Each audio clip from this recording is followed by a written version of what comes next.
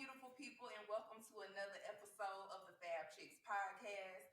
We are your hosts, Indy and Nicole. And Sherelle Leslie. Yes, and we are back with another episode of the Love and Relationship series. This is actually our last episode, right? Yes, it is. And we have a guest, our first guest. Yes. So let me introduce to you Mr.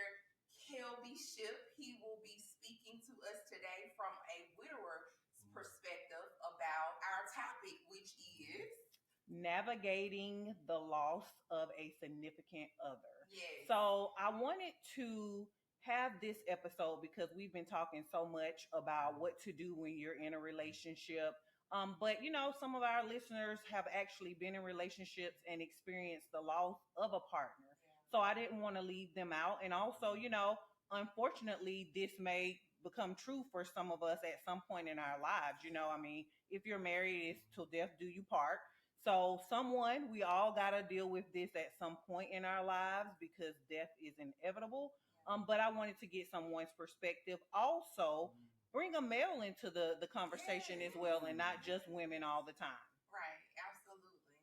So Sherelle is going to actually kick this off. Yes. So thank you for being on our episode today, Kelby. Yes. And so I want to start out with you just giving us a little background into your story with your wife. How long were you guys married? When she was diagnosed with her illness? How long did it take from diagnosis to her actual passing? Just give us a little bit of background. Okay, yes. I was married 25 years.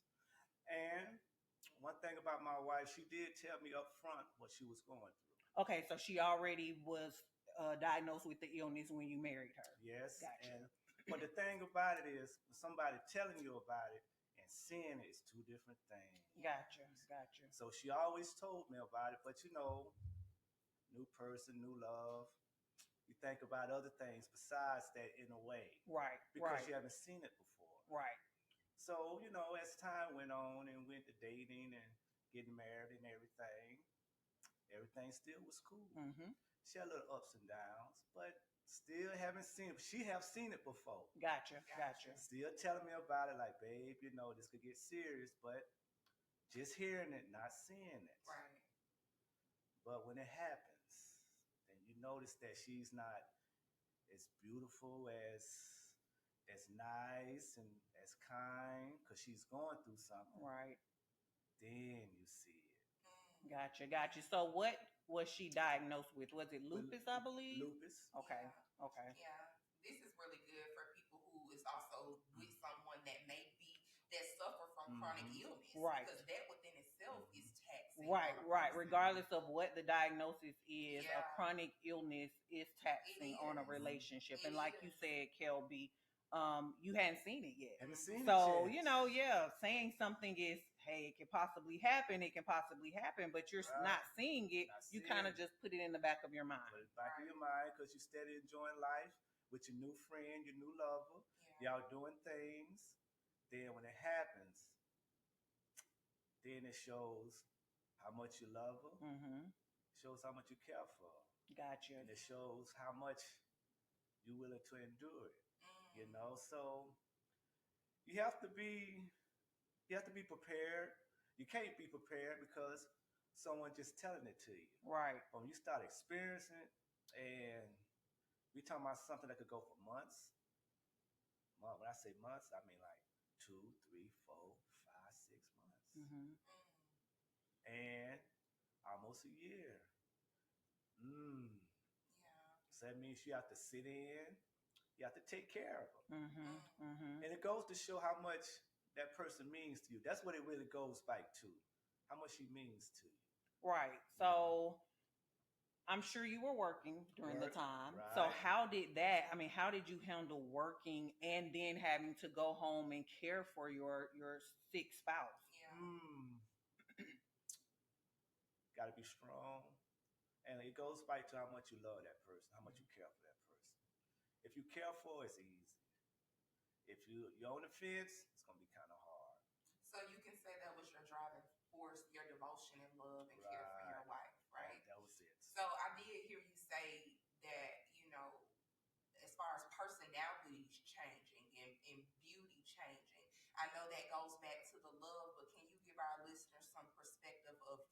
maybe some processes that you took. I mean, what was your go-to? Was it prayer? Was it meditation? Did you have somebody to counsel you during this time? What was your go-to for your strength? Oh, that's a good question. Prayer.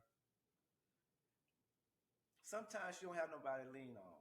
Sometimes it bees like that. So you have to just have to take time out for yourself and just get yourself together and have some space for a minute, regroup, come home and deal with her. Hair loss, um, fluid, weight gain, uh, just a depression, medication, taking medication. Oh man, so you have to really, you have to really look into yourself how much you care for this woman to go through this with her. And the good thing about it though is you look at all the good times y'all had before this. Yeah. Because it haven't been all bad times. You had some good times. You had some wonderful times. But it's just the time, just like you have the good times, you have to enjoy the bad times too. You have to endure it. So it shows that you have to really take control of the situation. Take care of them, wash them, cook for her. You just have to show how much you care for and love her. That helps her. When she knows she got somebody in her corner that's with her, she'll get better. She'll pull herself out of it because she has somebody that's with her and have her back. So it takes a lot of work. Yeah. It takes a lot of work, but So how long would you say, I guess, back to I think what Sherelle asked as far as how long was it before your wife actually got sick to where you was able to witness what it was that she had been telling you about? Like how long were you guys married before I guess she had her first real serious episode with lupus? okay, 10 years. Okay. Wow. Okay. So Okay. yeah, that's difficult. Yeah. Because see, the first 5, she had some, but it wasn't. She had to go to the doctor for some checkups, but it wasn't it though. But after married 10 years, and you wake up and she's swole and hair loss. Hair loss was the big thing. Gotcha. And that's and crying in the mirror that she's not happy with herself. So you have to convince her that she's still beautiful. You still love her the same way. You still look at her the same way. So you have to be strong with that. But 10 years, we had a good 10 years. Then after that, then it was rough. Gotcha. It was rough, and you have to really look within yourself and see if this what you want. Right. So did it ever come up in your mind? I mean, that this may be something I can't do. Like this is a lot. Right, but 10 years. 10 years. Yeah. It's not like this happened the first year. Right. But one thing I feel that you always have to tell your partner before you get into a relationship. Let them know what's going on with you. Right. Absolutely. Right. If you got anything going on with you, let them know heads up and let them make the decision if they want to pursue it. Right. Because I mean, based off of what you said, she basically transformed into someone that essentially on the outward side, you didn't know her because that's not like who you met. Right. So I could imagine that would be difficult. Absolutely. Yeah. Absolutely. And I agree with Kelby 100% about being upfront and transparent in the beginning of the relationship, in the beginning of dating. I think once you've gone on so many dates with a person and you can see that this is actually going to go somewhere, you need to be honest. feel like you need to be honest. I mean, even if it's mental health, it may not be physical health because if you've been diagnosed with bipolar depression disorder, a person needs to know that. They surely do. You know what I'm saying? Because that you're giving them the opportunity to choose whether they want to love you in spite of what you come with. You know what I mean? So I definitely understand. I, for one, as somebody that struggles with chronic issues, it's something similar to lupus. I've been very transparent situation to where, this is a shocker to the person that I'm dating, and they like, I didn't sign up for this. You know what I'm saying? Right. So yeah. Yeah. Gotcha. Yeah. Because it's serious. It's I mean emotional. A lot of things goes on when somebody's sick. Right. I mean, it's a really depression. Yeah. I mean, she's oh man, you have to really hold her. You have to really keep it in her head that you care for her. You're not gonna leave her. You're not gonna let her go through this by herself. Yeah. And that's a true testament to your love for her. I remember meeting you years ago at work, and you shared with me, your story. And I was just shocked because, first of all, I've never met anybody, besides my grandparents who went through it, but they were old, Right. But someone that's like not old or Right. elderly actually experiencing a loss of a spouse and, being able to talk about it freely and allowing me to ask whatever questions I wanted to ask. I mean, we'd be at work having these long conversations about personal things, but it was interesting to me because, a lot of times my spouse will joke and say, heaven forbid I get sick because I know you'll be out the door. And I'm like, oh my God, that's terrible. I would like to think that I would not be like that. So to actually know someone and who's sitting here telling us, you have to remember the good times. You have to remember how much you love this person. That they're not the ones that asked to have this illness. She didn't ask to have lupus. It's not something she brought on herself. And being there as she's going through the transformation of looking in the mirror and not even recognizing who she is because of hair loss, because of weight gain. And I've known a few people with lupus. Someone I kind of grew up with, worked with, and she passed when we were like 21. Wow. And so I know the toll that it can take on a person. Absolutely. But to incorporate a whole nother person into that's a lot. It is a lot. And it's almost like, I guess for some of the listeners out there that may be dealing with chronic illness, and as a result, you haven't really had much of a love life. Maybe this is encouragement that there is someone out there for you that will love you with everything that you come with. You know what I mean? I think that's when we take it back to the faith field part of the show, where really relying on your faith in God to yoke you to the right person, somebody that's going to love and care about you in sickness and in health. Yep, and love is patient, love is kind. Yes, it is. And so Kelby being there with his wife as she went through her illness and eventually, succumbing unfortunately to her illness. There are good men out there that will support you and be there for you when you're going through life struggles, because it's easy to love someone when everything is peaches and cream, butterflies and rainbows, as I like to say. But when you start getting sick or just having other issues, mental, physical, whatever, someone that is there and is like, you know what, I got this with you. You don't have to do this by yourself. And one thing she did say to me when we first talked about it, you might can't deal with this. And see, that's good that they you have to put it out there. So you might can't deal with this. You sure you want to deal with this, but haven't seen it before, just hearing it. And it's, I could deal with it. But I guess what made it good, we had some time to have some good days. It didn't happen right off the bat. Right. We had 10 good, a stretch of good times. Gotcha. So that helped a lot.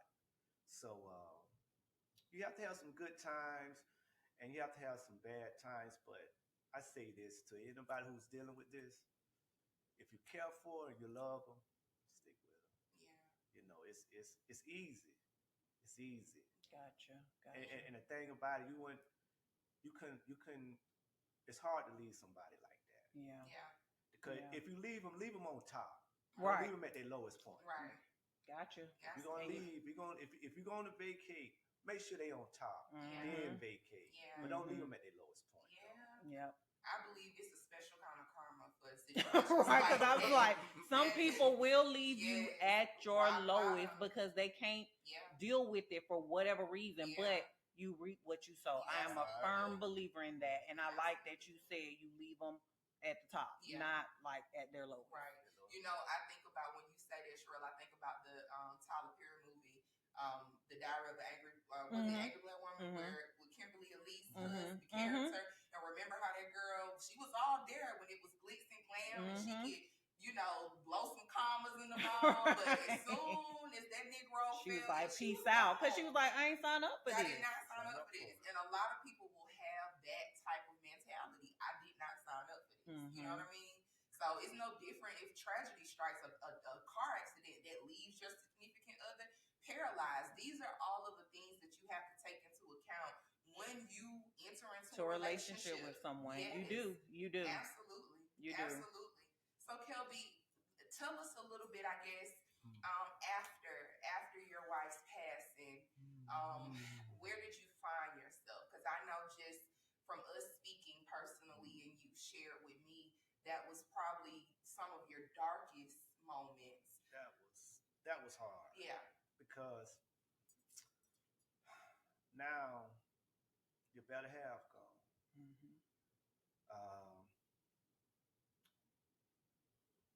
Nobody have your back but yourself now. Nobody don't love you like that no more. Yeah. You know, it's a mile you have to walk by yourself. It takes time, especially being somebody for 25 years. Right.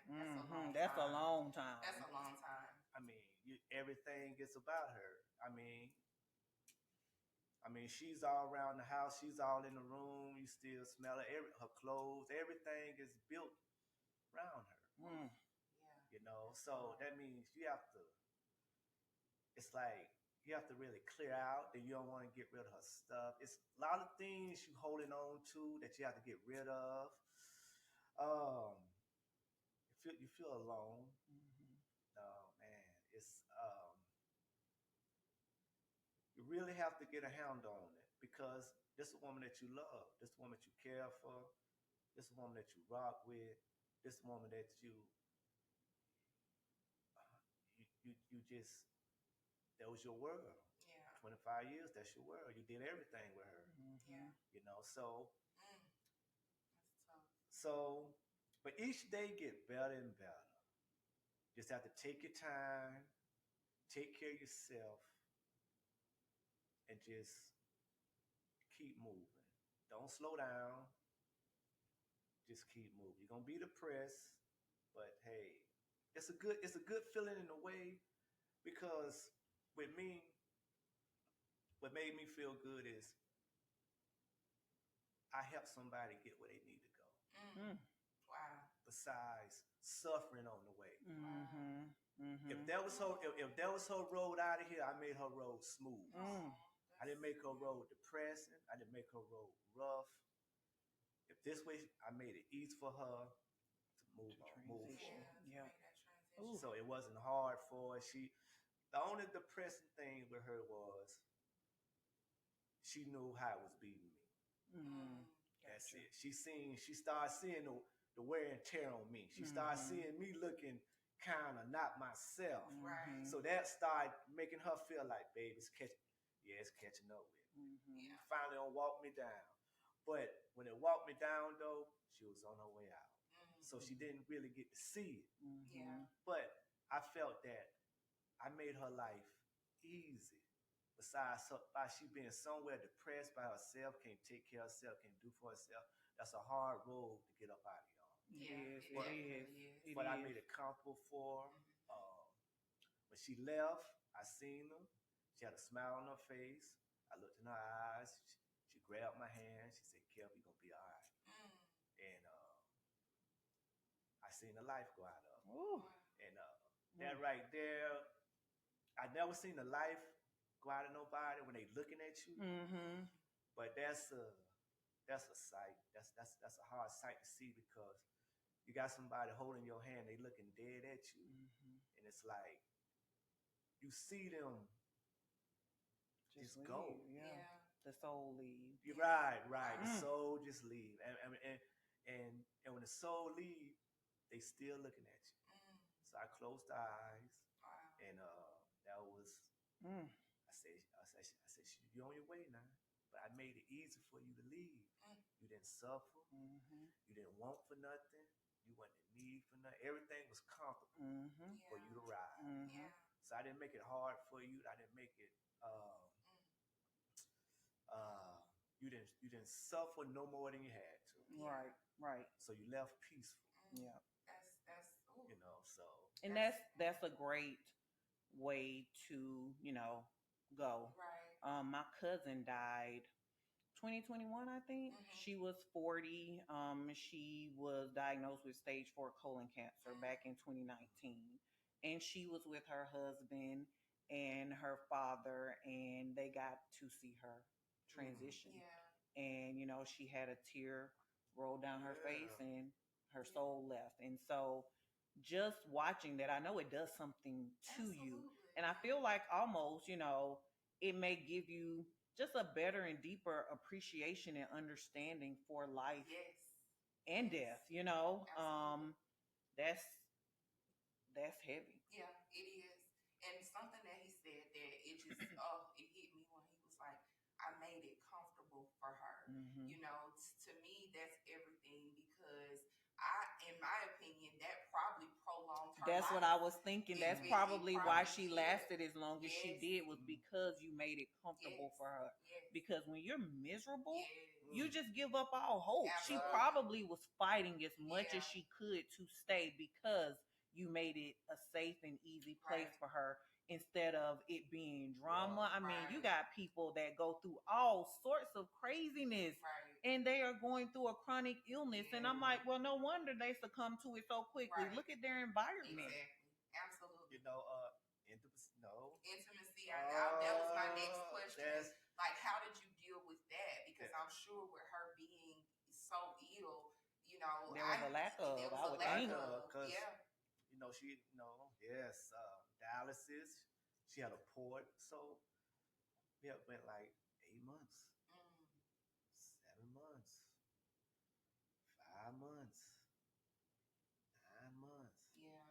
So everything go to running through your heads. Because we are human. We are human. But I looked at it like I couldn't do that to her. She been good to me. Yeah. That's commendable. She always had my back. A1. That's commendable. Because I also wanted to know, did y'all have a conversation prior to her really getting sick that, hey, I've heard of people saying if you want to have somebody on the side, it's okay, and all of that. Did y'all have that conversation? Nah, because it was already understood. She didn't have to have it with me. Gotcha. I know what's right. She know what's right. We know what's wrong. We know what's wrong. So cool. I couldn't. And plus, my heart was with her. Yeah. That's it. Gotcha. It's no way I could lay with somebody else and come home and have to see with her. That didn't work. Yeah. That don't work like that with me. So, sacrifice. Yeah. Hey, as long as you got your better half with you, you're good. Right. As long as you still around, we rocking. And that's a sacrifice you have to make, But really, to be honest with you, didn't really think about it. Before I knew it, time had on passed. Gotcha. Because my main thing was taking care of her. Right. Making sure when I come from work, she's happy, she's up tempo, she's fighting through it. We both fighting it. She's not by herself. She was on dialysis. Had to deal with dialysis. Had to take her to a dialysis clinic. It's amazing. I picked her up one day, and the nurse was like, "You the only one here. Everybody else got to ride the bus. I'm thinking you here to pick up one of the nurses to take the lunch." I said, "Nah, my wife is on dialysis." Wow. So it was like, you the only man that come in here to pick somebody up. Everybody have to ride the city bus, have to catch a ride, but you the only one that comes in here and get your wife. I said, "Hey, I come and get my wife." Wow. And, that's it. I have had to. Wife had used to work. She just come home crying because people kind of mean to her because she has sores on her arm. Lupus flared her up bad. She got sores on her face. She would come home crying. This running to my arms, crying like the world don't love me. So I like, nah, the world just we're gonna try it again tomorrow. Then, after a while, she just finally just started not paying attention to it. But I noticed when I sneak up on her, she cried. She don't cry in front of me no more. But I had walked in the house and she was crying. She like, the world mean to me. I said, no, the world ain't mean to you, babe. Just got to work through it. Just keep your head up. You got me. You got me. And just ride with that. Just ride with that for a minute. You have me. And that right there really made me love her and care for her more, because when she walks out the door going to work, she said, babe, I got you. I don't care about nothing. They can laugh all they want. At least I know I got somebody to come home to. Right. And the main one's probably laughing, don't have nobody. Right, period. And going to her job, bringing her flowers, letting everybody know she do have somebody in her life that love her the way she is. Right. The way she's looking now, I'm up here, and that's my wife. Yep. And we walk out the door together. So that helps. That helps heal people. That helps people want to fight to get better, so to stay with you. But it didn't happen, and I miss her. But I'm glad that I was the husband I was supposed to be by before she left. I could walk with my head up and said I did right. I did good. I sacrificed a lot. We couldn't go to the beach. I sacrificed going home to Florida to the beach because she can't be in the sun. It's a lot of stuff I gave up for her. I wanted to drive trucks. I couldn't get on the road because of her. She was sick. It's a lot of stuff I sacrificed within them 25 years for her. And I feel that my life could be worse now, but it's not, because of how I treated her. You did what you were supposed to do. You did right by someone. So your life would never be in a bad place because you did right. Right. Yeah. And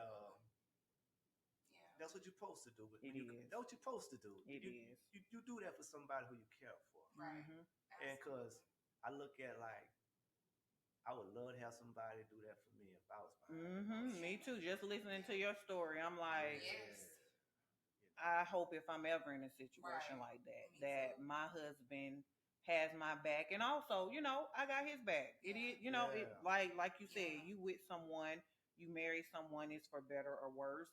And with the divorce rate, what it is right now, we don't know what the worst is. We will get divorced over the smallest thing, not understanding that there are greater things that could be happening in your relationship. This like not getting along and arguing, and that's why we get in a divorce. So just something petty when you have real life issues that come up with life. Life be life, and that's just what it is. And it's so important. I'm gonna say this because I've watched this on the other end of the spectrum with my father, and my father died in 2020. He ended up succumbing to COVID. His heart just could not take it. But this is someone who had multiple heart attacks, quadruple hearts, bypass heart surgery, and I know for a fact that my father married 3 times. The third marriage was really a big part of that was him being with this person because he knew I can no longer do a lot of the things that for myself, you know what I'm saying? And she was willing, to be there for him. And I'm grateful for that. Even though it's more to the story. That's another topic, another day. But at the end of the day, I do believe that was one of the driving forces for him, really being in a relationship, because he had told me, baby, I'm not getting married again after the second one, and I went with that, but he ended up getting married again. And I truly believe it was because she was there for him. She Yeah, was there nobody for him. really wants to Yeah. die alone. Nobody. Even in this culture where, you know, I'm single and I'm Yes. independent. Mhm. Nobody wants to die alone. No. And if you have a loved one, yes, your besties, your girlfriends, that's all fine and dandy. Yeah. But there is nothing like a significant other Absolutely. that will curl up in that bed and just hold you and let you cry. And you feel the love, the Yeah. energy from this person, that there's nothing that compares to that. Yeah, nothing at all. Nothing at all. So Kelby, since your wife's passing, you know, you're a handsome guy. You're still a young man. I'm sure I'm sure you had a desire for a love life after the fact. So how long after your wife's passing did you decide, I guess, to say to get back on the horse and try again as far as dating? I'm gonna say 8 months. 8 months. Okay. Okay. Because to me, I had to give her some respect. Mm-hmm. That's just me. Now, Yeah. everybody different now, but that's just how I perform. I just had to give her some respect to all the good times. How she took care of me. She took care of me in plenty of ways. Even when she was sick, she still took care of me in plenty of ways. Yeah. And the type of person she was towards me and who she was towards me, I just had to give, and plus I had to get myself together. Yeah, too. that's what I was gonna ask you. So I Yeah. can't bring nobody in. That don't know. Take some time out for yourself and see what you want. Yeah. See which way you want to go in life, and just spend some time with yourself. You know, you have to can't jump out of one car into another car. So what you have to do is just take some time alone, travel, just do you for a minute. But as a relationship, it took me about 8 months. Okay. 8 months. Okay. So when you did finally get out there, were you upfront with the, you know, ladies you were talking to that, hey, you know, I'm a widower. You know, you're gonna have to give me some time, or, you know, did you make mention of your experience? Yes, love won't change now since when I got married. Love won't change. We have had some conversations about that. I got married. Crocodiles was in style when I got married. So it's a different love now. Right. You know, they see love a little different now. You know, so yes, I took my time and took some hard licks because it's a new era. It's a new woman out here. Everybody love different. Yeah. So just had to wait till it come. You know, can't rush it. You know, just enjoy yourself and take care of yourself. It'll come. The best always come when you're unexpected.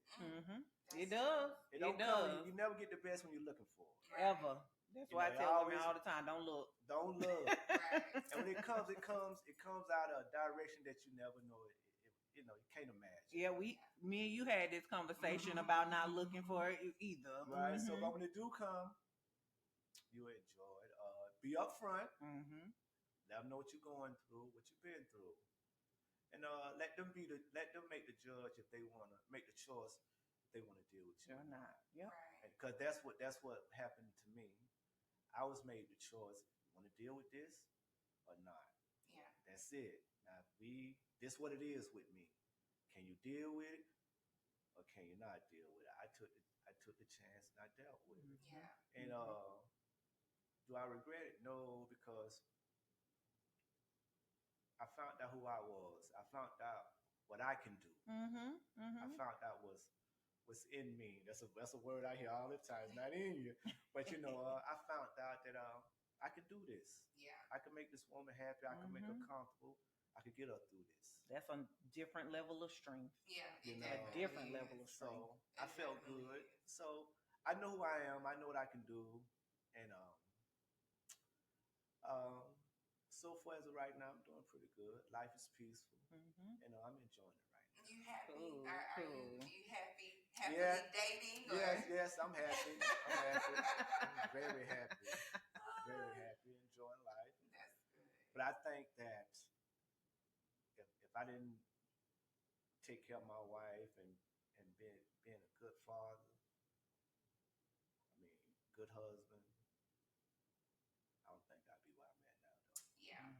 I think I'd be taking a beating like I gave. Yeah. Because the reaping what you sow. Right. We talked about that. And it's just just can't hurt nobody. Just treat people as you want them to treat you Mm-hmm. to that capacity, because you don't know how it can go. You get sick. I mean, it could happen.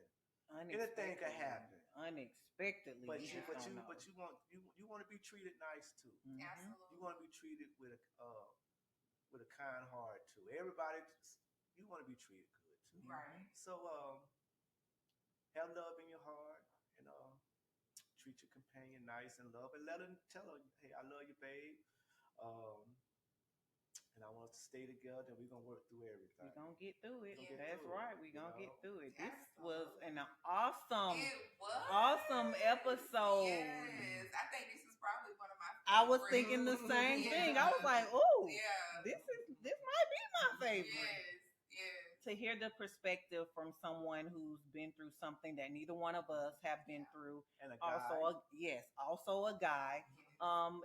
It was a really good conversation. Yeah, it was very refreshing, and I really pray that this conversation can be a blessing to someone who's listening, who, Mm-hmm. like we said, may be going through this right now. Mm. You know, you may be in the thick of it, with going through the mud with your significant other, and you're watching them change before Mm-hmm. your eyes, and you may have wanted to give up hope. And I just hope that Kelby's words of encouragement can be an inspiration to somebody to keep going, keep affirming that person, keep pouring life into them. You know, pray, do whatever it is that you need to do, so that you can be the best version for yourself and your significant other. Yes, yes, Yeah. yes.